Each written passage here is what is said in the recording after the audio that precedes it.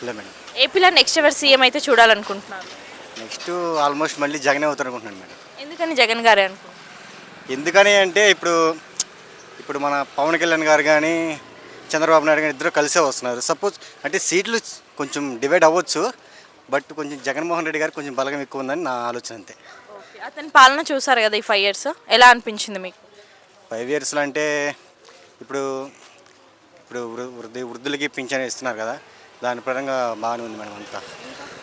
ఇంకా అంటే డెవలప్ అనేది నాకే పెద్ద కనిపించలేదు, బట్ మహిళలకి ఇచ్చే పథకాలు కానివ్వండి ఇటువంటి కొంచెం మంచిగా చేస్తున్నారని నా ఆలోచన అంతే. ఓకే, అంటే జగన్ గారు విద్యారంగాన్ని బాగా డెవలప్ చేశారనేసి అంటున్నారు కదా, నిజమే అంటారా? 100% మేడం, దాన్ని నేను గ్యారంటీ ఇస్తాను. ఎలా అంటారు? చూస్తున్నాను కదా మేడం, ఇప్పుడు హైదరాబాద్ నుంచి ఇప్పుడు ఏపీకి వెళ్ళేటప్పుడైనా సరే, ఈ ట్రావెల్ చేసేటప్పుడైనా స్కూల్స్ కానీ మా ఊర్లో మా విలేజ్లో స్కూల్స్ కానీ మొత్తం చూస్తున్నాను. ఫుడ్ కానివ్వండి, ప్రొవైడ్ చేసే ఫుడ్ కానివ్వండి, ఇంకా మొత్తం అంతా మంచిగా చేస్తున్నారు. దానికి నేను 8th, 9th, 10th క్లాసెస్ వాళ్ళకి బైజూస్ కంటెంట్ ట్యాబ్స్ ఇస్తున్నారు కదా, మంచిదే అంటారు?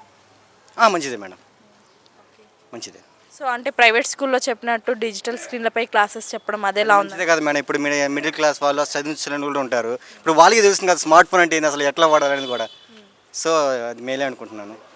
అంటే చాలా మంది పాడైపోతున్నారు అనేసి అంటున్నారు కదా. పాడైపోవడానికి నేను చూశాను మేడం, అంటే అట్లాంటివి ఏం లేవు కదా. ఇప్పుడు అన్ని డిజిటల్ క్లాసులు కదా, ఆన్లైన్ ఉంది, దాని లోపల ఇంకేం అనవట్లేదు. ఏంటంటే మేడం ట్రోల్స్ చేస్తూ ఉంటారు మేడం, అందుకని ఇంకేం లేదు. నేను ఆల్రెడీ చూశాను, మా ఇంటి దగ్గర కూడా ఒక బాబు చూశాను. ఇట్లా ఏమి ఉంటాయి అంటే మొబైల్కి యూజ్ చేయవచ్చు నాకు చూపించాడు. చూశాను, ఏదంటే ఓన్లీ డిజిటల్ క్లాసులే ఓపెన్ అవుతున్నాయి అనమాట.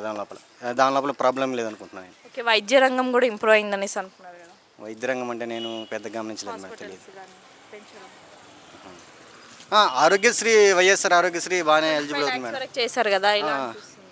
అంటే ఆ ట్రీట్మెంట్స్ అనేది దాని గురించి నాకైతే తెలియదు, కానీ మా రిలేటివ్స్లో ఒక అతనికి సర్జరీ చేయించాల్సి ఉంటే ఆరోగ్యశ్రీ మీద చేయించాం, అంతా బాగానే అప్లికేబుల్ అయింది.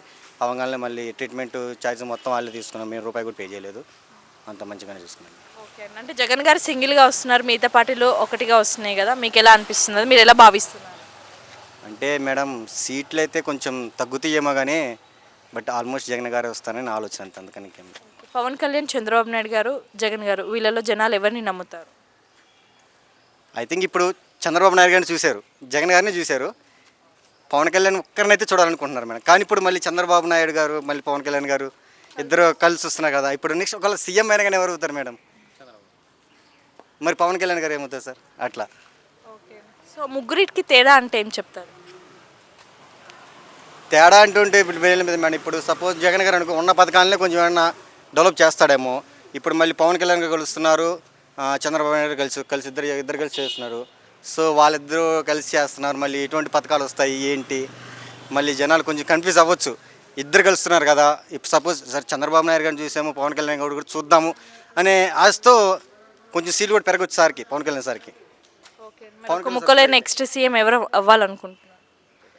అవ్వాలంటే జగన్ అవుతారు మేడం, ఆల్మోస్ట్ జగన్ అవుతారు.